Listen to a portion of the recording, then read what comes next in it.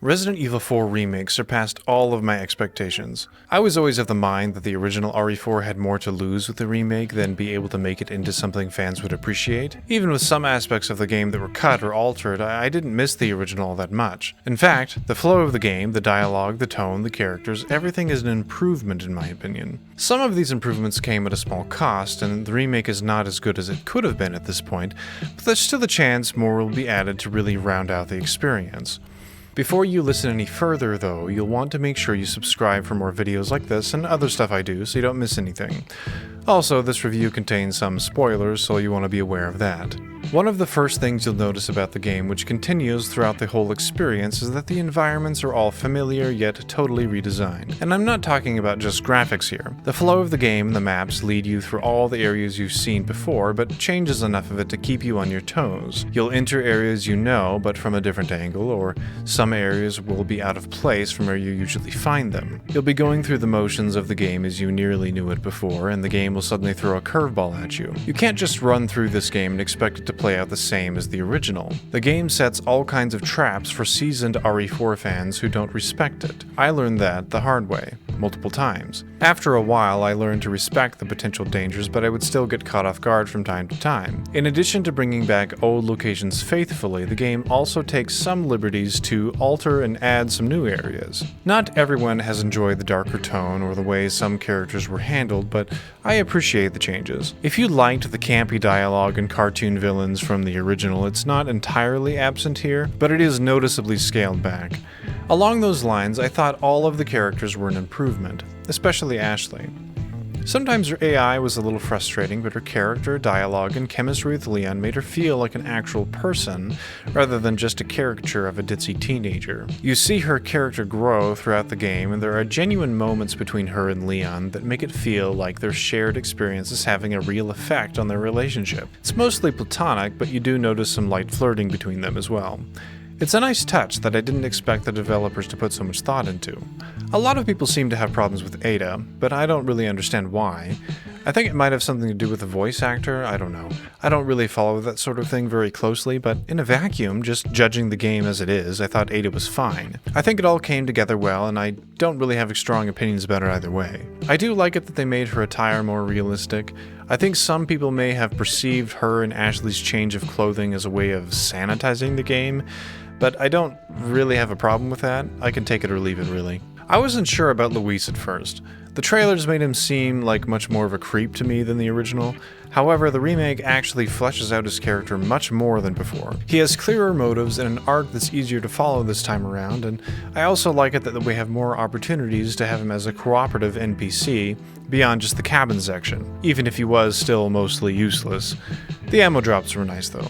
Thanks, Louise. All of the villains were more interesting, including Salazar. In the original, Salazar may have been the favorite for campy dialogue with Leon, and he admittedly is not as iconic feeling in the remake. Like the rest of the game, the camp is toned down here, but the added realism is a welcome touch for his character. I like my villains to be more menacing rather than act like clowns, so I don't mind this at all. Saddler was good, Mendez was good, both a little more religious in their dialogue, which fits well with the context. Like everyone else, their characters felt more real to me. I think the reason why I don't feel as strongly about Mendez or Saddler is because Salazar was always the goofiest villain from the original. So in order to rein in his character to fit in with the overall tone that they were going for in the remake, he had to be reworked the most. For as much as they had to do to make him work, I think they did a good job. As far as how difficult each main boss is, with everything we know about how to beat them now, strangely, there's an effective and easy way to completely destroy or pass on each of them, even on a fresh game file. You're never really forced to face any of them properly if you don't want to, which is fine, I guess. It's nice to have the option. I had mentioned that some of the changes they made in the remake came at a small cost, and while that's true, there's reason to believe some of it may be recovered through DLC. If you played the game, you might have noticed that U3 is missing, for example. What's crazy to me is that in my first playthrough, I didn't even realize U3 was missing until someone pointed it out to me. As stressful as the game was, I'm sort of glad I didn't also have to face a new version of U3, but there's reason to believe he'll make an appearance in Ada's Separate Ways DLC. Great. Speaking of DLC, we got a free Mercenaries DLC after about 2 weeks of the game coming out. One downside of that was that it only took me about 30 minutes to play it all out and accidentally unlock the hand cannon. I was fine with this, of course, because I didn't want to pull my hair out unlocking it the hard way, but I imagine a lot of people who did unlock it the hard way would be pretty frustrated after finding out how easy it is to get it through Mercenaries.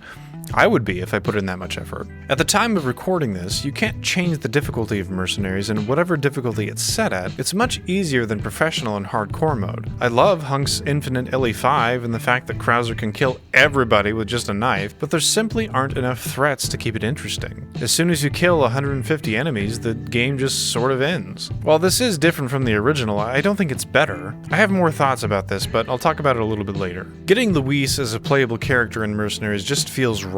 It was weird that he wasn't in the original game, and that being said, I do think Luis is the weakest choice here. His dynamite ability is cool, but I don't think it makes up for his suboptimal weapon options. The Red 9 is good, but to have only a bolt-action rifle outside of that... Little rough, don't you think? I still like Luis, but I'm not getting any easy high scores with him. Leon is still the vanilla choice here, but I appreciate that they further rounded out his character by giving him a Stingray in addition to the riot gun and blacktail. He's a little more enjoyable to use now. Krauser gets a TMP this time around, and all of his arrows are explosive. His special ability is to mangle his arms into swords briefly like you would expect, but the best part of playing Krauser is using his knife. He's freaking awesome with a knife. I don't know why he even has any other weapons. A knife-only Krauser might even be better than everything Luis brings to the table. It's that good. You really feel like you're playing as the Krauser you fought in the main game, and it just feels right. Hunk is back, and he exchanges his TMP with the LE5, and he's as awesome as you remember in addition to his infinite ammo ability I mentioned previously. Hunk plays a bit like a one-string guitar, but he's metal as hell with that string. You do you, Hunk. You do you. Notably, Ada and Wesker are missing, but there's little doubt they'll be added later through DLC. It's not clear, however, if that DLC will be free. They should be free. That's who we got when we paid for the original game, so I think a lot of players would be bitter if we had to pay extra for them. I wouldn't mind paying for a Hunk DLC campaign, though, or some alternative mercenary modes or something. If it wasn't in the original game, I think it's fair to pay extra for it. Anything that we had in the original should probably all be part of that initial price for the game. We'll see what happens. While I felt that the Mercenaries as initially released was a bit lacking, it does still add some replay value to the game. The real replay value, though, is actually in the main story. Somehow, as linear as RE4 has always been, the gameplay loop is still insanely addictive. Just like the original, after finishing the game, I immediately wanted to start up a new game and do it all again. I've only ever played the game on either hardcore or professional, and after having a true survival horror experience in my first playthrough, it's immensely satisfying that the game allows you to have a power fantasy afterwards if you choose to do so. Between the arsenal you carry over from your first or second playthrough and the super weapons you can unlock, it's a real palate cleanser to be able to lay waste to enemies that were so hard to deal with the first time around. Those power plays really allow you to blow off some steam before challenging yourself again with a fresh game. As much as I love playing through the campaign, I have some ideas to add more replay value to Mercenaries. I think we should keep the classic Mercenaries as it is because, well, it's classic mode, but I think it would be worth our while to take a page out of the VR version of Resident Evil 4 Mercenaries, which made an entirely new way to play with mercenary characters. It was awesome. One of the challenges added regenerators to the village map. Other challenges allowed you to use the Chicago typewriter and the infinite rocket launcher. It was really going in the right direction. I would like to see the developers for the remake take more creative liberties here. Give us an endless mode. Add a system that would allow players to customize their loadouts on different characters. Imagine if each character had a certain base stat which dictated how many pesetas they could spend at the merchant to customize their case. For example, since Krauser does just fine with a knife, he might have fewer pesetas to purchase weapons than Luis, let's say. And wouldn't it be awesome if the game went long enough that you could return to the merchant mid-fight to swap out your kit? I think that would be pretty cool.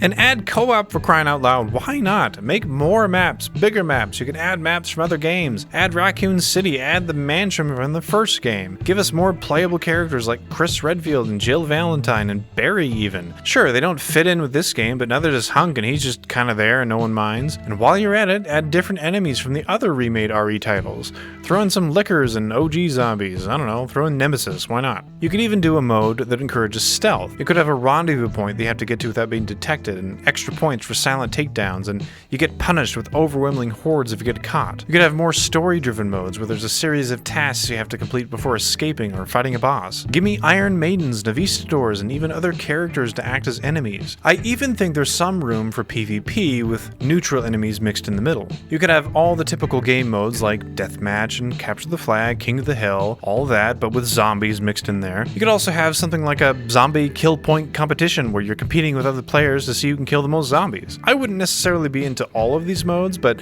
I'm sure a lot of people could really dig that. I just want to have more to do with the mercenary characters outside of a timed kill fest. It just gets kind of boring. There's so much untapped potential here, and I really hope Capcom can do something with it. Almost every Resident Evil fan loves Resident Evil 4, and there's a massive opportunity here for this to be a place for all fans of the franchise. While I have high ambitions for the game, I'm also a bit of a pessimist, and I doubt the developers will get that creative with it. And if they don't, that's fine. I'm happy with the game as it is, and that they went above and beyond what I was really expecting. Resident Evil 4 was the first Resident Evil title I ever played, and it's the title I've played the most out of every other entry in the series. It's a great time to be a Resident Evil fan, and we can only hope that it gets better from here. Thank you so much for watching. Please do let me know what you think in the comments.